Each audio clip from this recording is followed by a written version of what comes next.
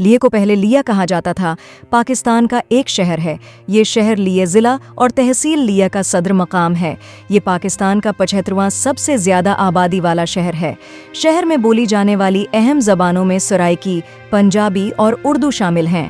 یہ 30 سے 45 ڈگری اور 31 سے 24 ڈگری شمالی عرض البلد اور 70 سے 80 ڈگری مشرقی طول البلد پر واقع ہے۔ 40 اور 81 سے 50 ڈگری مشرقی طول بلد کے درمیان ہے۔